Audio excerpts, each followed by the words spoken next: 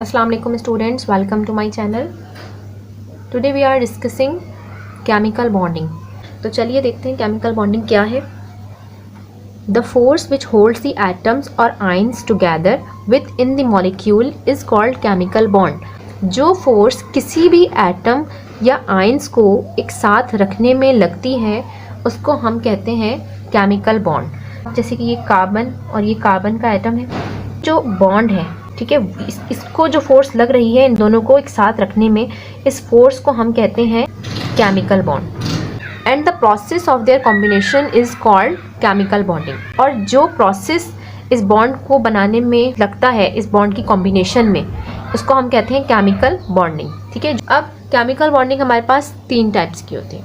एक होती है आयोनिक बॉन्ड. आयोनिक बॉन्ड को इलेक्ट्रोवायलेंट बॉन्ड भी कहते हैं. ठीक है. सेकेंड होती है covalent bond. Third coordinate covalent bond और डेटिव कोवलेंट बॉन्ड भी कहते हैं. ठीक है. तो सबसे पहले हम डिस्कस करेंगे आयोनिक बॉन्ड. तो इलेक्ट्रोवैलेंट बॉन्ड और ionic bond. Metal atom transfer 1 और more electron to non metal atom. तो मेटल एटम अपना एक इलेक्ट्रॉन या एक से ज़्यादा इलेक्ट्रॉन किसी भी नॉन मेटल एटम को जब ट्रांसफ़र करता है तो उन दोनों के दरमियान जो बॉन्ड की फॉर्मेशन होगी वो होगी इलेक्ट्रोवैलेंट बॉन्ड. एग्जाम्पल देख लेते हैं. ठीक है. मेटल की बात करते हैं जैसे कि सोडियम और नॉन मेटल क्लोरीन. ठीक है. अब हम बात करेंगे मेटल और नॉन मेटल एटम्स के वैलेंस इलेक्ट्रॉन्स की. सोडियम में वैलेंस इलेक्ट्रॉन 1 क्योंकि 11 होता है तो क्या होता है 281 कॉन्फ़िगरेशन. ठीक है. क्लोरीन की बात करें तो लास्ट वैलेंस शेल में जो इलेक्ट्रॉन्स इसके पाए जाते हैं वो है 7. 1 2 3 4 5 6 7. इसको मैं क्रॉस से रिप्रेजेंट कर देती हूँ. ठीक है. इसकी क्या हो गई 2 8 और 7. सोडियम और क्लोरीन. सोडियम यहाँ पर बॉन्ड क्यों बनाना चाहते हैं? क्योंकि ये अनस्टेबल है. ठीक है. इसको फर्स्ट शेल में कितने इलेक्ट्रॉन्स चाहिए? 2. और इसके पास कितने हैं? 1 इलेक्ट्रॉन्स हैं. और यहाँ पर क्लोरीन के पास लास्ट शेल में 7 इलेक्ट्रॉन्स हैं और ये भी अपना ऑक्टेट मुकम्मल करना चाहता है. इसको ज़रूरत है 1 की और इसको ज़रूरत है मज़ीद 7 इलेक्ट्रॉन्स की. तो क्या होगा? क्लोरीन बोलता है कि तुम अपना मुझे 1 इलेक्ट्रॉन दे दो.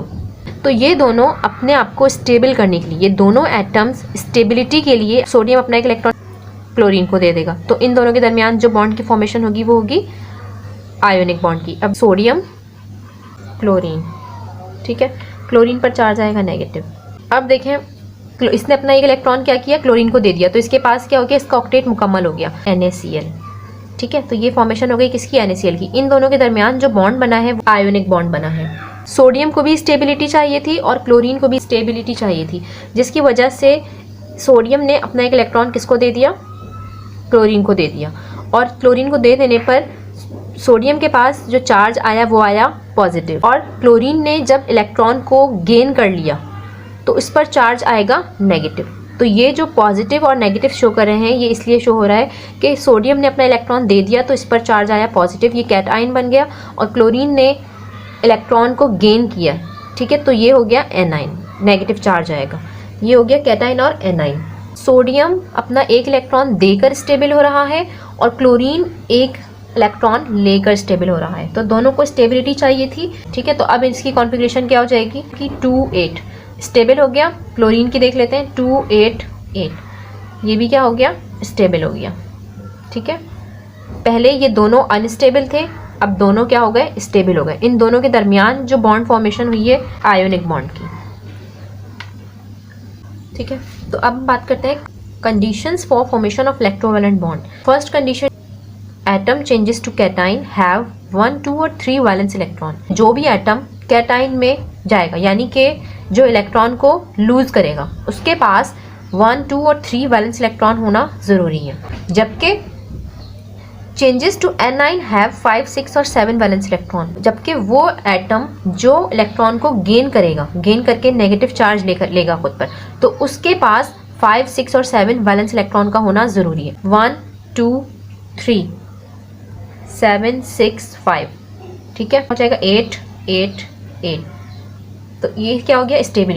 जो भी एटम पॉजिटिव में चेंज होगा उसके पास वैलेंस इलेक्ट्रॉन 1 2 3 होना ज़रूरी है. और जो एटम एनाइन में तब्दील होगा उसके लास्ट वैलेंस शेल में वैलेंस इलेक्ट्रॉन कितने 7 6 5 का होना जरूरी है। स्टेबिलिटी के लिए ये कंडीशन का होना बहुत जरूरी है। सेकेंड कंडीशन क्या है फॉर्मेशन ऑफ इलेक्ट्रोवैलेंट बॉन्ड की, कि it is not possible in similar atoms. तो इलेक्ट्रोवैलेंट बॉन्ड कभी भी सिमिलर एटम्स के दरमियान में नहीं बनेगा। अब यहाँ देख लीजिए, अगर हम बात करें क्लोरीन की, क्लोरीन के पास 7 वैलेंस इलेक्ट्रॉन है, इसके पास भी कितने हैं 7 वैलेंस इलेक्ट्रॉन है। तो ये दोनों को एक एक की नीड थी, ये स्टेबल नहीं हो सकती।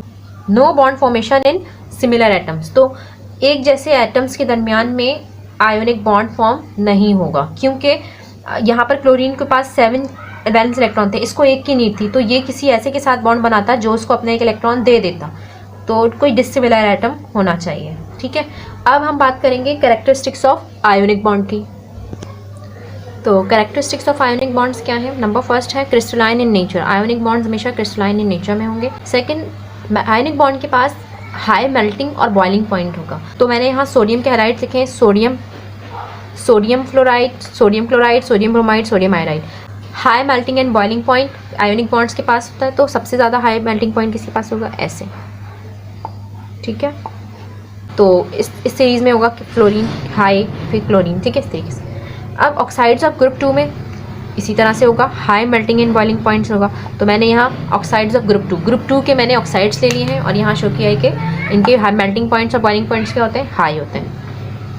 तीसरा कैरेक्टरिस्टिक क्या है आयोनिक बॉन्ड का? कि ये हार्ड एंड ब्रिटल होते हैं, सख्त होंगे और चमकदार होंगे। Fourth, ionic bonds electricity conduct नहीं कर सकते, मगर इलेक्ट्रिसिटी कंडक्ट करते हैं जब वो मॉल्टन कंडीशन में हों या एक्वस कंडीशन में, यानी कि वो सोल्यूशन में होंगे, और अगर मॉल्टन यानी कि पिघली हुई हालत में होंगे तो इलेक्ट्रिसिटी कंडक्ट करेंगे। फिफ्थ कैरेक्टरिस्टिक्स है आयोनिक बॉन्ड का कि soluble in polar and insoluble in non polar में। तो नॉन पोलर में ये डिसॉल्व नहीं होंगे, जबकि पोलर में ये डिसॉल्व हो जाएंगे। अगर आपको ये वीडियो अच्छी लगे तो please like, share and subscribe जरूर कीजिएगा। Thanks for watching.